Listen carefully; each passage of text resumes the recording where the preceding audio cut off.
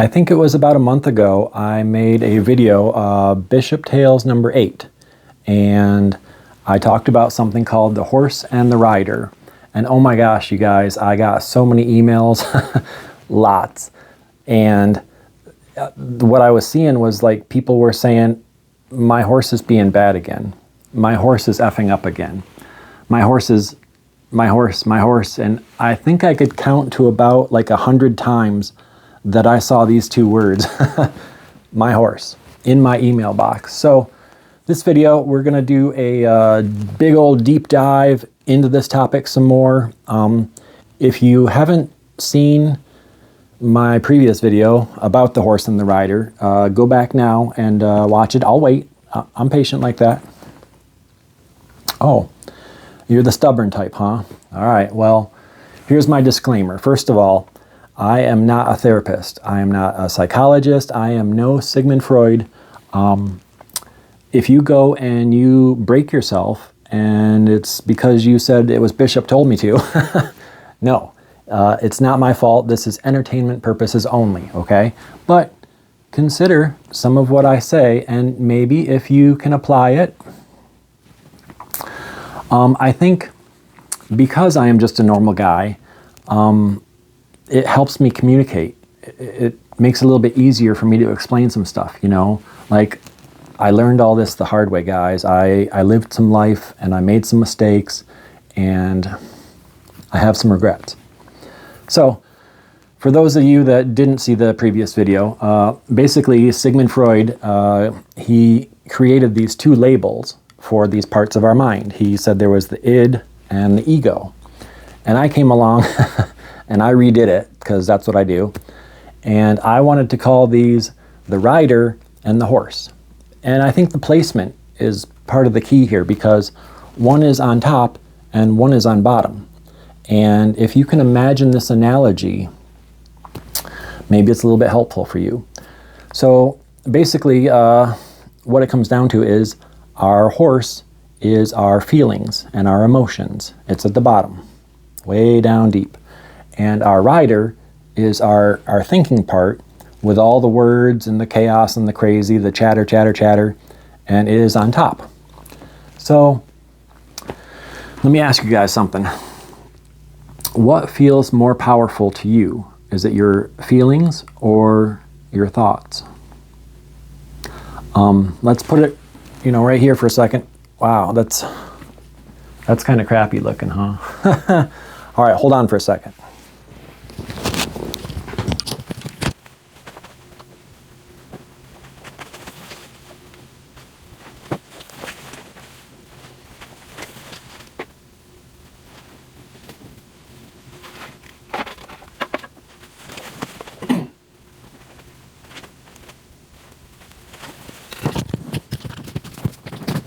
Okay, is that better? It's amazing the things you can do with an old sheet, right? By the way, guys, this thing right here, it's an air filter. It is not the Eye of Sauron. All right, so the horse. The horse is our emotions, and think of the last time that you felt anger, okay? Angry, like something happened, someone did something, you were really angry, and you recognized it, and you paused, and you said, okay, I know I'm angry, this sucks, I no longer want to feel this, I no longer want to be angry. Did it work? Was it difficult? Did it take some time? Because this anger is very powerful, right? It wants action. It wants us to do something. It wants us to feel this anger. And our rider, not as powerful, huh? Okay, wait, Bishop. You say you don't feel anger. You're not an angry person. Okay, I hear you. Let's do another example. So think back to a time when you felt love. Right? Like, we're talking the real deep stuff, the real big passion. This is love with the capital.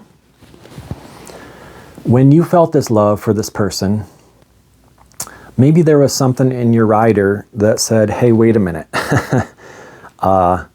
we got to stop loving this person. We got to turn this off. This is not good. This is not a healthy relationship, and we need to stop love right now. Have you guys had some toxic relationships in your life?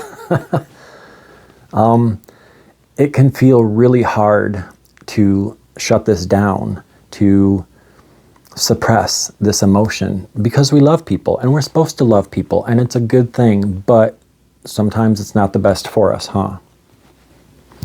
One more quick example, but it's because I'm hungry and I have a craving.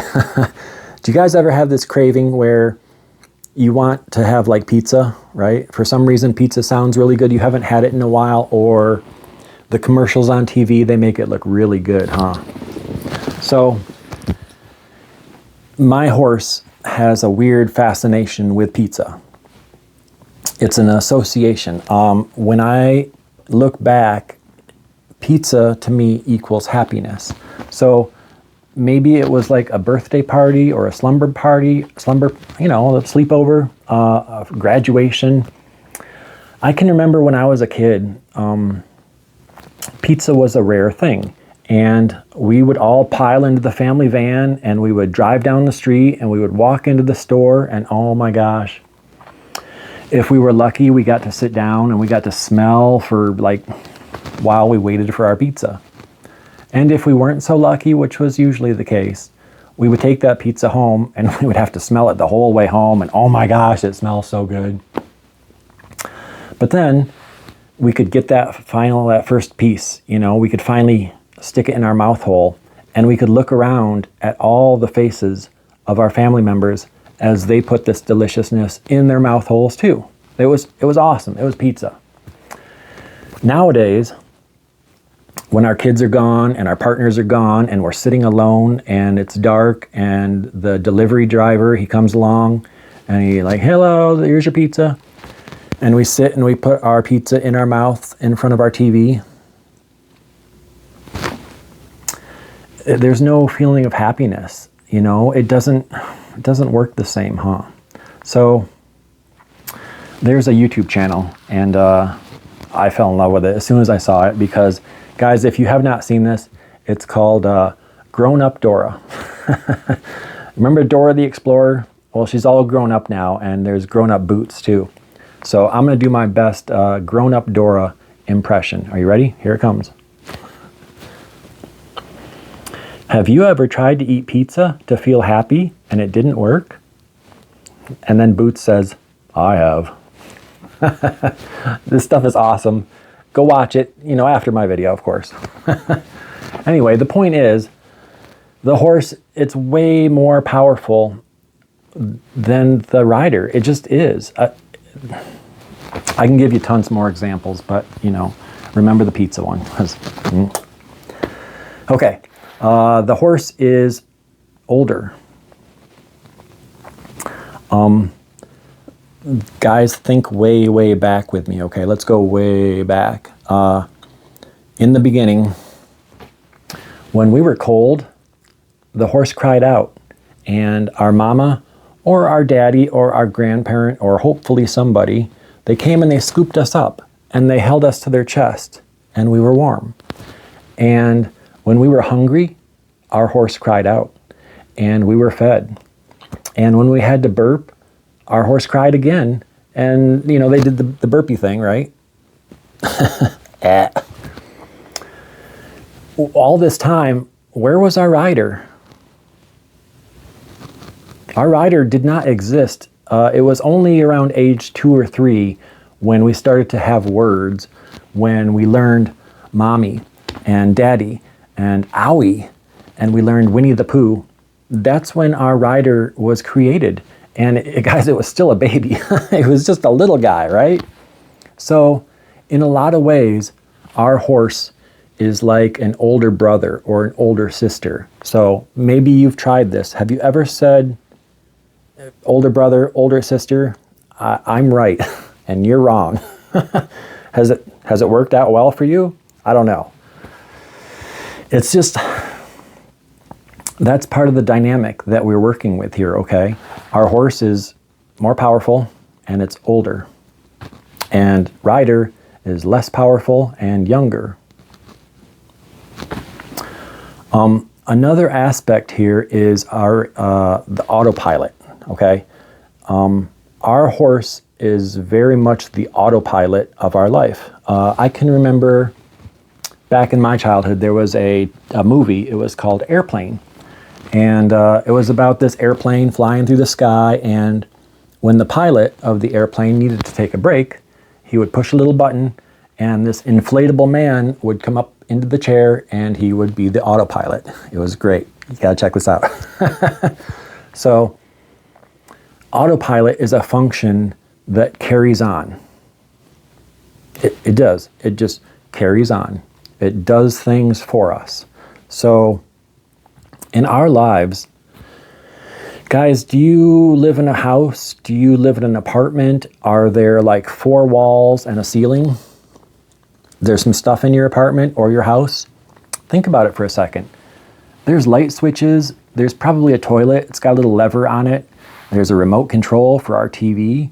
There's like an oven or a stove that has little knobs and more buttons to push. Like there's a lot going on here, right? We've got a phone. We've got the internet. We've got bills to pay. Our horse does all of these things for us all the time. Our horse knows that you take food and you put it in the refrigerator, and you take dishes and you put them in the washing machine, dishwasher. Dirty clothes, those go in the actual washing machine. And it's okay for our autopilot to do these things, but guys, it's almost like a job or a career, okay? So let's say you walk into a hospital one day and you go upstairs and you go to the operating room, and there's a doctor and he's got the gloves on and he's hovering over his patient, and you walk in and you say, "Oh, no, doc, stop. I got this. You're good. You can go home. What are we doing here? Is this vasectomy, appendicitis? Can I have your scalpel? Yeah, give me your scalpel." The doctor's going to look at you and think you're crazy. What are you doing here? This is not your place. What if you jumped on your bus, your local bus, and you said to the bus driver, "Hey, I'm going to take over. I'm going to drive the bus. You can go have a seat, take a break." That bus driver's going to laugh at you. She's going to say, "You can't drive the bus. You're going to crash. You're going to kill us all. Bishop, not only are you going to kill us in the bus, but you're going to kill all the people on the outside of the bus too. You can't drive the bus." This is what happens when our rider tries to tell our horse that we want to drive, that we want to be in control. We get laughed at. The horse, it says, "You must be crazy, you silly rider. What are you thinking? You can't drive the bus. Come on." So, all of these things, they're tied to the environment, guys. They're tied to the environment being familiar, okay? There's a show, it's called Naked and Afraid, and they take a couple humans and they strip them down to their birthday suits, and then they drop those humans in like a forest or a jungle or an environment that is not familiar to them. Are their horses able to function and operate in an unfamiliar environment? They're not. They can't. Because autopilot is only good for coasting along, doing the normal, doing the regular, the habits, right? If we want to change the environment, we have to change where we're at, okay? We cannot stay in our house. We cannot stay in our apartment. It's going to be the same result every time, being laughed at. So there are these guys, they're called Buddhist monks. And they shave their heads, and they surrender all their worldly possessions, and they go live high up in the mountains. And guys, they don't need an autopilot. They have no worries. They eat their rice, they wash their robes, they sit around and do a lot of nothing. They even meditate about doing nothing. And they're in total control. Their minds are very powerful. Their horse, non-existent. So I'm not going to tell us all to go become Buddhist monks, although that's kind of tempting sometimes, right? A peaceful life like this. We live in environments of chaos. There's stuff going on all the time. We might have kids, jobs, partners, parents, everything. Also, I kind of like my hair. I don't think that I want to shave it just yet. I don't think you should shave your hair. I think when my horse was little, I used to feel my mom's hair when I was nursing. So to me, hair equals warmth and nourishment and safety and security and all that good stuff in my hair. So how do we take more control in our environment from our horse? How do we do this? Well, here's something you can try, okay? You can make a rule and a place. What I mean by that is, maybe your house is big enough, you have a bedroom, you have an office, you have a workspace, you have an art gallery, you have a shed or a garage or a basement. Any one of these places will work. You go to this place and you say, look, when I'm in this place, there's no horse here. It's only my rider, okay? I'm in control. My horse is not needed. I don't have to have emotions when I'm in my place. How this works is that, let's say you're angry. If you obey the rule that you told yourself, you would go to your place and you would let go of all that anger. Or if it's love you're trying to break, or any of the emotions, jealousy, rage, insecurity, it's a big one, you will find that it takes some practice, okay? It's not going to happen like that. It does take some practice because we're not so good at driving the bus. We honestly aren't.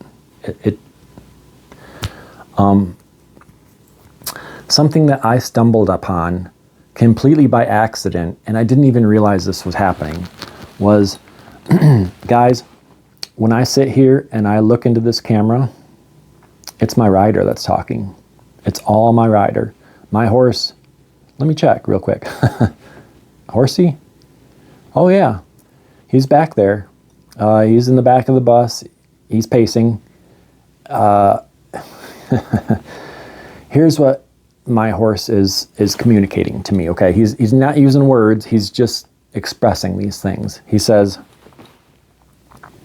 what if I say something stupid? What if they can see these red spots on my face and they know that I drank too much last night?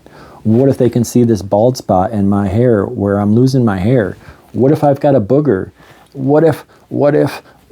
So my horse right now is nervous, anxious, scared, right? And he's just back there. He's like, why can't I take the wheel? Why can't we play video games and drink beer? That would be so much easier. It takes some practice. It takes some confidence. And that's what you want, okay? You're not going to drive the bus perfectly. You're not going to do the surgery until you've played it a couple times, you know? You've got to do this. So turn your camera on. Put your camera right in front of you and look into it and talk into it. And talk about your feelings, talk about your emotions. I've been talking about my childhood, my early years. Talk about anything, but here's the thing, here's the caveat. You need to watch your video after you create it, okay? You need to put it on the biggest screen you've got. You can't just rewatch your video on your little tiny phone because you're making yourself important. You are pulling the rider way up and you are saying, hey, you're on the spotlight. You're in the spotlight, rider. This is your time, okay? And it might feel uncomfortable. That's the point. You get out of your familiar environment where your horse is the boss, okay? You put yourself in an environment that is not necessarily safe. So I don't want you to go walk around the dark alleys of downtown late at night, you know, looking for homeless people while you're drinking. That's probably not safe, although it is an unfamiliar environment. Or, you know, do like the naked and afraid people do, right? The much safer way to do this is to sit in front of your camera and expose yourself. Share your story. Because what you'll find is that it gets a little bit easier for your rider to take control. Your horse says, oh yeah, he's got this. I saw him drive the bus last week. He was pretty good. I'm good. And the doctor says, oh, here's my scalpel. And he goes home. And it's just that easy, guys. You will see how difficult it begins and how much easier it gets when you put yourself in an uncomfortable situation, unfamiliar, and you turn your horse off.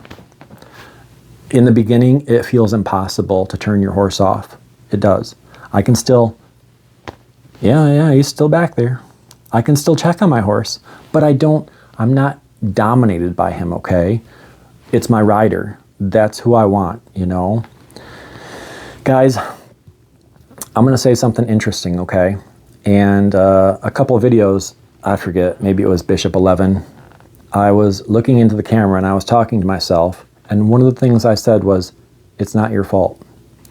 And this was really tough for me to say, you know? I want you to look back at your life and all the mistakes you've made and all the regrets and all the times that you were emotional and you made a decision based on those emotions. I want to tell you that it's not your fault. It wasn't my fault. It's not your fault, okay? It was our horse's fault.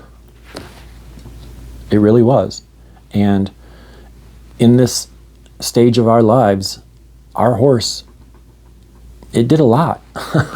It did so much for us. It got us to this point where we are right here. This point where you are right there. And now, by practicing, you can slowly take away some of your horse's power and you can put it in your rider. And then things can be more in your control and not so much in the horse's control. Does that make sense? There's this thing, it's called override, okay? It's how you turn off your autopilot, and it's a big word, override. It literally, it says this is not going to be easy. If you want to do this, you're going to have to override, okay? That's how we turn off our autopilot. Guys, you can do this, and your horse will stop laughing at you, and the bus driver and the doc and everybody else in your life, they will see that you're in control now. If you haven't sent me an email yet, maybe now is a good time, okay? I love getting your emails. I love chatting with everybody. Remember, you are not alone. When you make your video and you talk on your phone and you get in your uncomfortable space, share your story. Put it on the YouTube and then send me a link because I want to see it. I do. I want to see your stuff. All right. I'll see you in the next video. You got this, okay? I love you.